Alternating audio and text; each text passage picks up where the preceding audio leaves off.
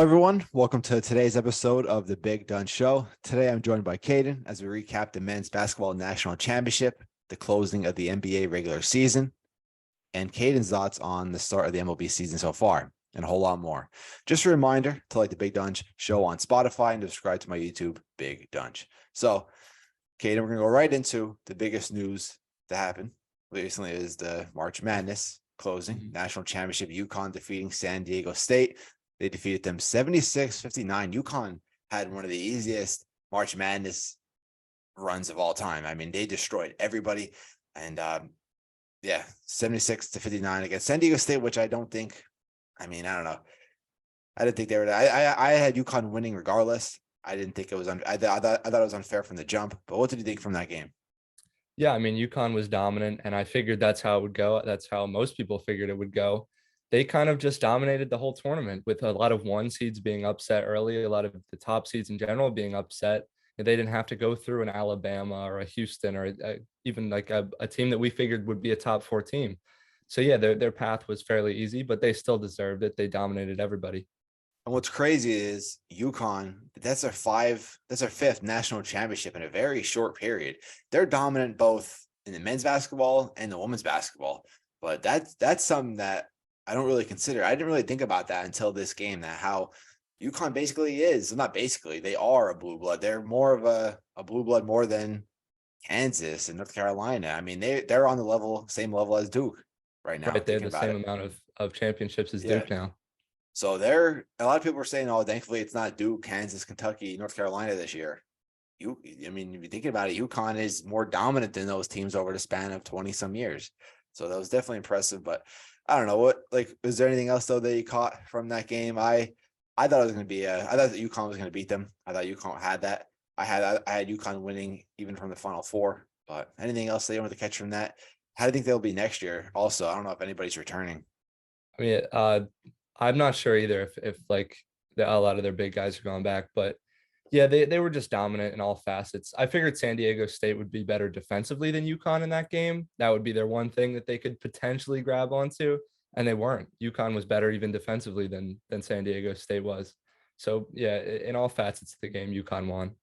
Looking at the game leaders, the points, Johnson for San Diego State had 14 points and Newton for UConn had 19 points. Rebounds, we had Newton also. So not only did he have 19 points, he had a double-double with 10 rebounds.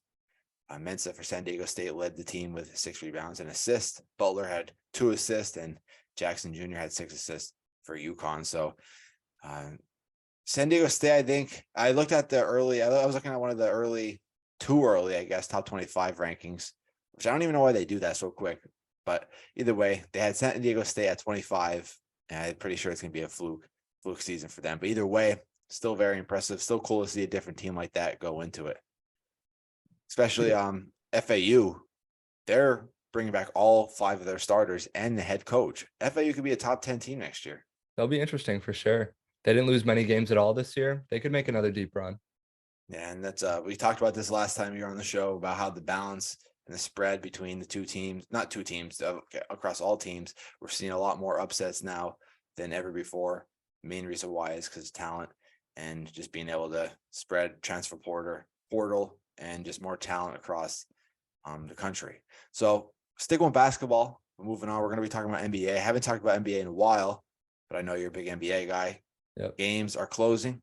The season's closing. Big playoff race. Of course, it's going to be even more important with the play-in that's been implemented in the past couple of years.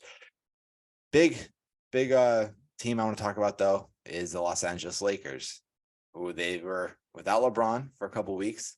LeBron comes back. They're magically in the race. I want to look at the standings right now and see where.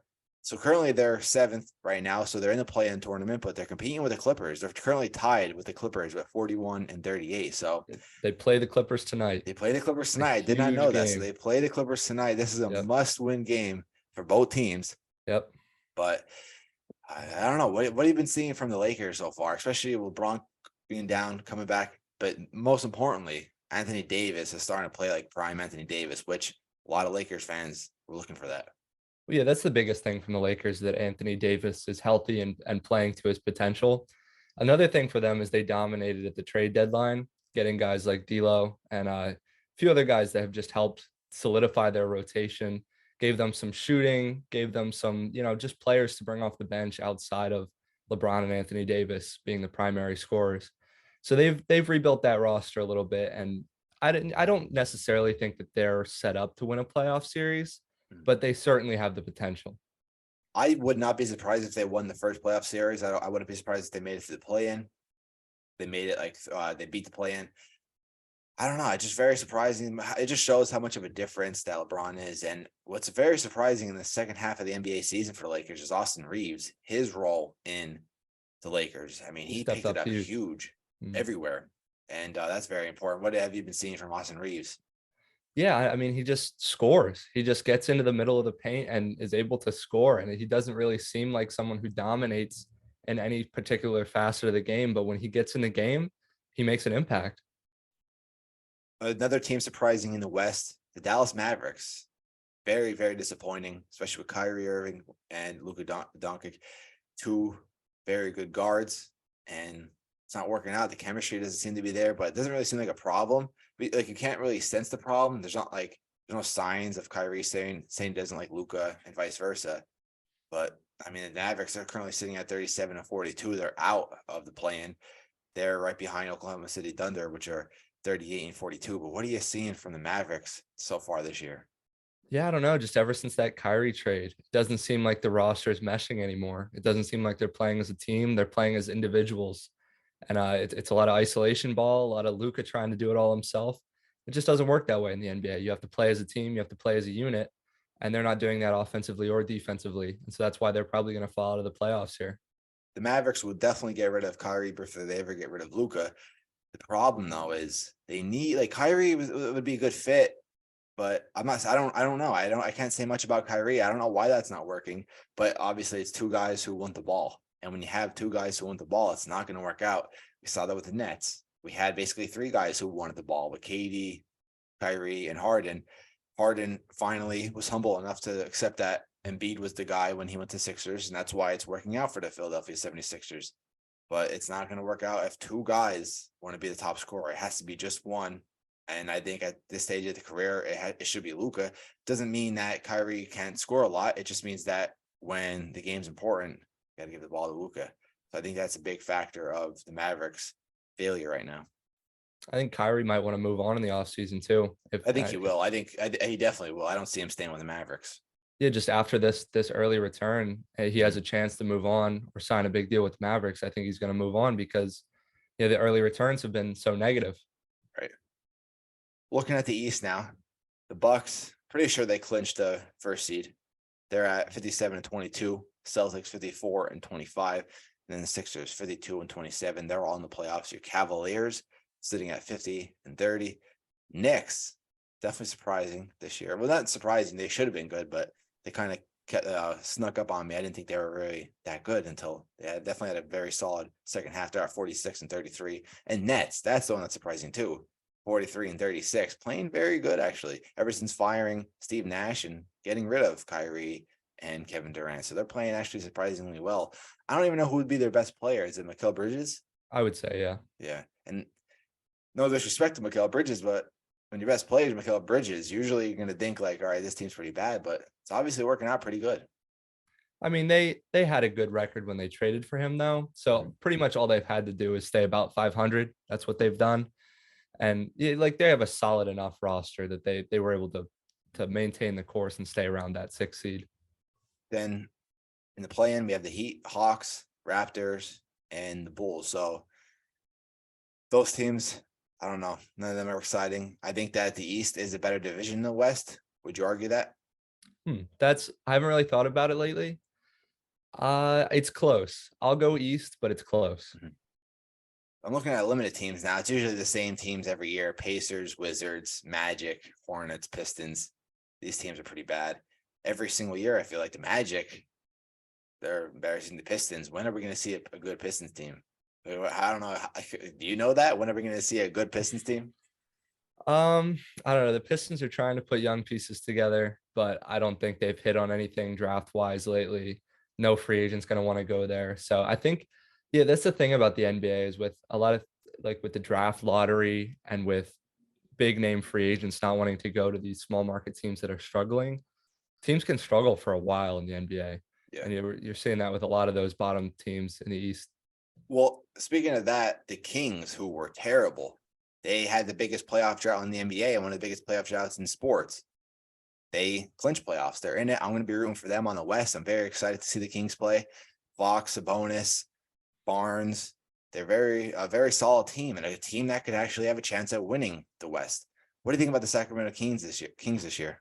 I like the Kings. I think they have a lot of momentum going. Obviously, Fox has stepped up huge for them this year. He's been the key guy down the stretch in almost every game, probably the most clutch player in the NBA right now. And that's the reason why the Kings are winning games and the reason why they have a chance to make a deep playoff run for the first time since what did you say, 2006? Oh, I think even earlier, maybe. I mean, it had definitely the biggest playoff drought in NBA history. Let's see the Kings playoff drought. I remember the biggest playoff series I remember with the Kings was against the Lakers. And the Lakers obviously beat them, but I remember it was pretty close. 16 seasons. So you're right, 2006. I don't know how you guessed that. But I think I saw it I thought it was 2001, but 16 seasons was their postseason drought. And they're finally back in. It reminds me of the Mariners last year making it in the MLB postseason. So speaking of that, we're going to move on to MLB. Pretty quick episode today. Appreciate you coming on, but yeah, just not much happening now. I mean, we're talking about the MLB, but it's still the opening day. Can't really talk much about opening weekend. Maybe what we see, NBA race, March Madness, but no NFL, of course. NFL is usually the most exciting, but that's of course been pretty quiet lately. We can maybe touch some stuff on Lamar at the end of the show, but I just want to know your thoughts on opening weekend. My Phillies got swept by the Rangers, but we beat the Yankees yesterday. We're losing right now to the Yankees 4-1. Difficult start, but what have you been seeing from opening weekend? First couple of games, especially from the Cardinals. Yeah, I've mostly been watching the Cardinals. Obviously, their first series was against the Blue Jays. They won that series 2-1. And now they're struggling against the Braves a little bit. They're 0-2, looking like they're going to be 0-3 against the Braves. The Braves are obviously a very good team. They've had 10 plus hits in their first 5 games. So the bats are there, but the pitching is what is struggling right now for the Cardinals. A lot of their top guys had some rough starts. And yeah, they just kind of need to bounce back and be able to pitch down the stretch in order to win games. That's all I'm seeing right now.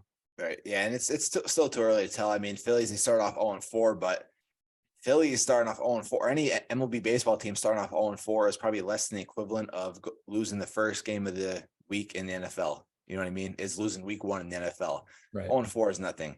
0 probably all the way up to 0-10, I'd say, would be really nothing. But I mean, if you're starting off 0-10, you're usually garbage regardless. Yeah. But I'm saying is 0-4, not too big of a deal. We obviously have to turn around, but it's not a major thing right now. We're still finding our groove. Trey Turner playing very good. Alec Boehm playing very good. Bryce Harper was actually having batting practice yesterday, which, I mean, it's a good sign, but at the same time, I don't want to rush him, bring him back. There's no reason for that. The big deal on Cardinals in the Cardinals clubhouse right now is that the manager Oliver Marmol called out Tyler O'Neill for struggling in the last game and not really stepping it up because he obviously had a down year last year. Mm-hmm. After the year before, he was getting MVP votes. He was great. We thought he was going to bounce back and be one of the best players in the league. And then he kind of had a down year, and now he's starting off this year kind of slow. Yeah. So we're looking for a bounce back from Tyler O'Neill. Well, 2 players who are starting off slow for the Phillies is our pitchers. Aaron Nola and Zach Wheeler got lit up in both of their starts, and now Aaron Nola losing right now 4-1, like I said. So definitely a terrible start for the Phillies pitchers. Basically, our guys who we hated, or not hated, but we didn't really believe in much, is playing a lot better. Nola, a guy who was supposed to be playing very good for free agency, try to get, if he wants a big paycheck, he has to play good. Not starting off too well. And Wheeler, I mean, had probably the worst start of the year so far. Yeah, he'll probably have a chance, I think, to next game against the Reds at home, but pretty bad start for the Aaron Nola. And so I have a question for you about that. Mm-hmm. Do you think that's a product of the Rangers hitting getting better, or is that a product of Wheeler and Nola struggling? I think that them struggling, definitely Zach Wheeler struggling, but it's like I said, it's too early to tell. It's still too early to tell everyone happens. However, it's still not a good look, especially when, we were coming off the World Series and we got swept. like that. But the Rangers hitting definitely helps. I mean, the Rangers they had a good start, of course, starting the season off with the sweep.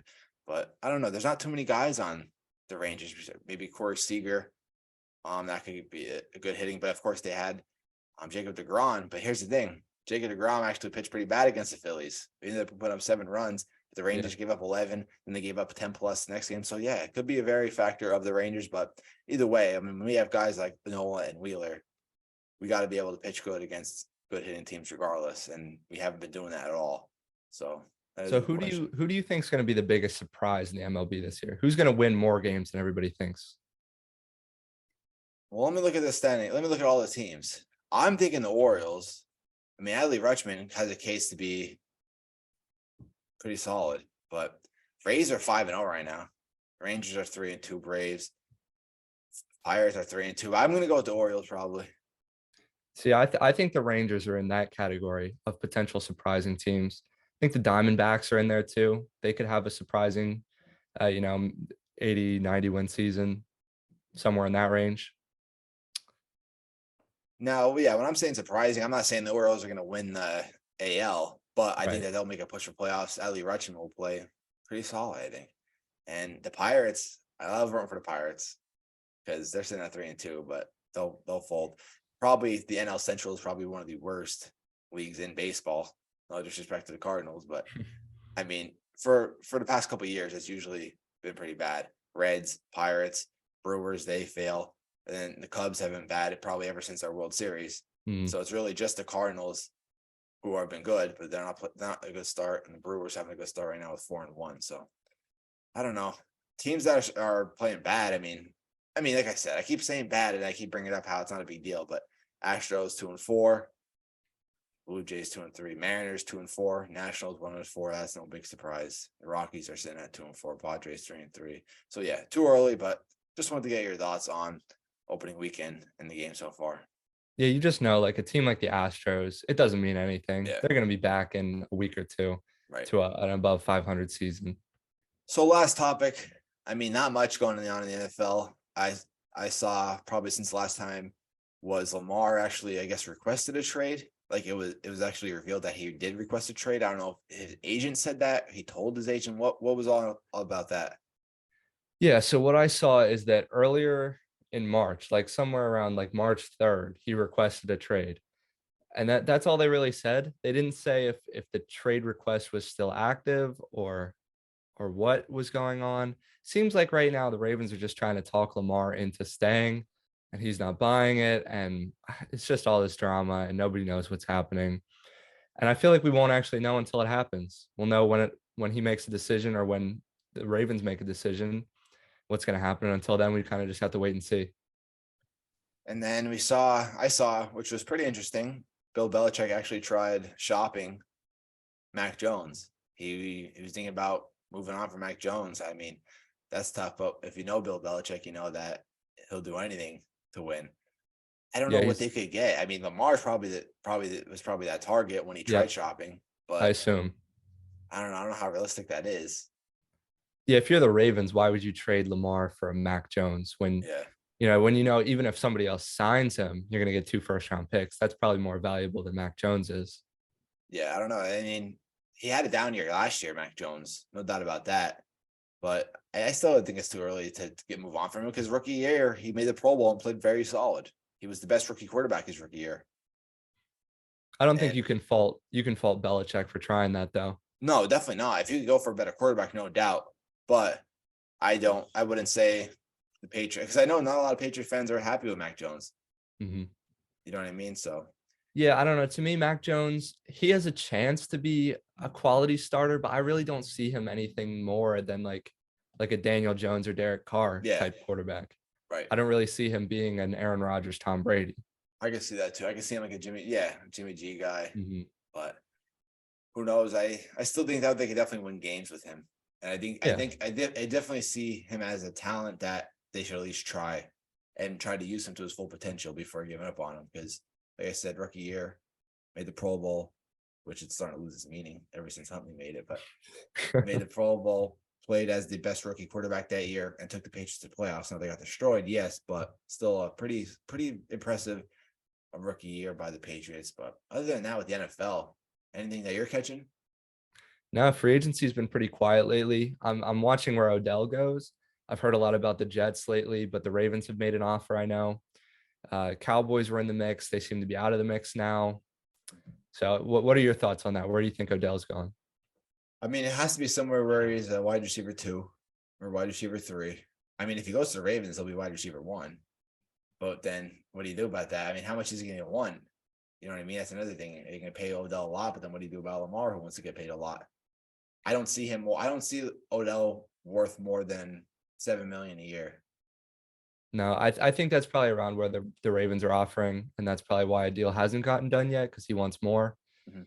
Another thing, a lot of people think that it's the Jets because he's waiting for that Aaron Rodgers deal Yeah. to get done, and then once that gets done, he'll go to the Jets. If we'll ever see that, that's taking forever. But I mean, it's a huge sign. It will be the biggest free agency signing this year, so I understand why it's taking forever. But I don't know. I think the Jets, though, if they get Rodgers, I think they'll challenge the Bills for the AFC East and be a top 3 seed in the AFC in general. So if you're the Jets, what would you be willing to give up for Aaron Rodgers? Would you give a first round pick? That's oh yeah, it has to be a first round pick. I mean, even though Aaron Rodgers isn't so much the future, Aaron Rodgers is more of a guy that you want to win now with, but it still has to be a first round pick. And I mean, player wise, Packers aren't even interested in Zach Wilson. So it'll probably be 2 first round picks. It'll be a first round this year, Really? first round next year, and then probably throw in second and a third. And probably no players, just draft picks, which might be dumb for the Jets in the future. But if they have a chance to win now, which they do, could be it. I think that's probably why the deal hasn't gotten done yet. I think the Packers are going to want a first round pick for him, and the Jets aren't going to want to give one up. I think the Packers are rebuilding, so they're going to look for those first round picks. They're not looking for Zach Wilson or Mike White, or they're not looking for some they're looking for draft picks. I feel like the Packers. Right, The I'm Jets, sure. on the other hand, are trying to keep those draft picks, but get Rodgers because they're starting to look for the future, but they want to win now. Right. Yeah. So it comes down to, do you package that 13th pick into the offer or not? I think that's probably where the difference is in that deal right now. I think if it happens, we'll definitely see the first round. Maybe we'll see it on. No, it won't be draft day. We won't see it on draft day. I doubt. But It could happen. I doubt. I feel like it's just too big to make a split decision like that on draft day. You know what I'm saying? Mm-hmm. Like I've been draft hearing. day. What's up? I've been hearing guys like Hopkins might be shipped on draft day. Yeah, I can see that, like him on draft day, because it's not that big of a trade. But a trade like Aaron Rodgers on draft day, that's a split decision because you're not planning that. You're not like, all right, let's plan it for draft day, and then on draft day, then we'll do the trade, and then it randomly happens. Usually there'll be rumors out by then. However, it won't be on draft day for Aaron Rodgers. It's just too big of a trade to think of it real quick. Like, oh crap, we have 3 minutes on the clock. Someone calls me, hey, do you want Aaron Rodgers for this? Oh yeah, sure. I think it's too quick of a decision. So I don't think we'll see it on draft day. But if Aaron Rodgers was to go to the Jets, it'd be for first round pick at least this year. I think 2 first round picks. Minimum. 2 first round picks. This year. I think that's too much. I think if you're the Jets, I would never give up 2 first round picks for a guy who's 38 years old. You're just selling your future away. But like I'm saying, they have the chance to win now, and I think they have the guy to win now. Because let's think about it. I don't know. They have a lot of good. They have pretty solid rookie running backs. The receivers depends what happens with Odell, but I don't know. I don't see that team lasting forever. Are you really going to beat the Bills for the division? Are you really going to win games against Kansas City at Arrowhead or Buffalo? With Rodgers, I think. I don't think so. I don't know what else though. Are you saying that the Jets shouldn't try to win now, or you think the Jets are too young yet to try to win now? I mean, this is what I said on the last show. If the Jets are smart, they'd go after Lamar. Have a chance to win for years in the future and not draft a guy not trade for a guy who's going to be there for 2 years. I don't know though. I think Aaron Rodgers is the best fit. But you're saying if you're a Jets fan and you want to win a Super Bowl this year or next year, you're saying Lamar is the better option. Not necessarily. I'm saying that the Jets should not put all their eggs in one basket. Because Lamar is definitely, even though Aaron Rodgers, he's not the future for the Jets in 5 years, but I strongly believe Lamar is not either for 5 years. That goes back to the peaking. I think that Lamar, yeah, he'll help win in the next maybe 2 years, but 5 years, if they're trying to plan for the future and be a dynasty or something, try to be successful as the Chiefs have been, I don't think Lamar is that guy. That's And interesting. Aaron Rodgers isn't either. Aaron Rodgers is a 2-year guy, but I mean, he'll finish out that contract, whatever he has with the Packers. I think that was a 4-year deal for the Packers. He's already done 1 year. So he'll do 3 years, and then, I mean, they can't draft a first round quarterback because they'll give away their first round picks. But either way, all I'm saying is the Jets, there's no way the Jets get Aaron Rodgers without giving up at least 2 first round picks. That's all I'm saying. I'm not trying to say if it's smart or not, because I don't know. I'm not worried that much about the Jets since it's not my team. But I just won't be surprised. I'll be very surprised if the Jets get Aaron Rodgers without giving up 2 first round picks. That's all I'm saying. Whether it's smart or not, I think that's going to happen. I can't see any players going from the Jets. Think of a player the Packers would want. Not Zach Wilson, not any of the quarterbacks, not any of the receivers, maybe. Like Garrett Wilson, yeah, maybe, but They wouldn't give up a young guy like Garrett Wilson. there's It would nobody have on to the be defense. yeah. Yeah, I don't think it'll be player either. I just think it'll be more like a second and 2/3 or something like that. A little less than you think. Maybe. I don't know. I'm sticking with 2 first round picks. We have it on document. We have it documented. So if it happens, what happens? Maybe he won't even go. Maybe it'll happen like last year. Oh, Aaron Rodgers to the Broncos ends up signing a 4-year deal with the Packers. Like out of random. It was so random. No rumors at all about Rodgers returning to the Packers. It was either like thoughts where he either signs somewhere else or retires. Then randomly we get a notification Rodgers signs 4-year deal with. It was like, what? So I don't know. Maybe we won't. Maybe he'll just retire. Maybe he'll sign another 4-year deal. Who knows? Well, he won't sign another deal with the Packers, so we'll just stick with it when he has. But I don't know. That's all I have for today. He'll go back into isolation. Isolation, which obviously it seemed to help. I mean, he made his decision that once he got out of that, he's like, I ain't going back to the Packers. He's staying on Pat McAfee.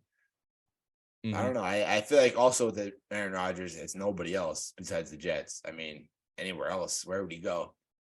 I mean, if he goes to the Commanders, that's a waste. Might as well just might as well just retire. He goes to, I don't know what other team needs a quarterback that he could fit in. Not the Commanders, though. I think it's the Jets or nothing. Yeah, exactly. That's what I'm trying to say. Jets or nothing. Mm-hmm. Not saying much though, but yeah, that wraps up the show. I appreciate it coming on. This is the Big Donch show. Happens every Monday, Wednesday, Friday, but Wednesdays I get you on. I'll probably get Matt on next week also. So appreciate you coming on. Yep. And yeah, make sure to subscribe to my YouTube, Big Donch. Follow me on Spotify, Big Donch. Peace.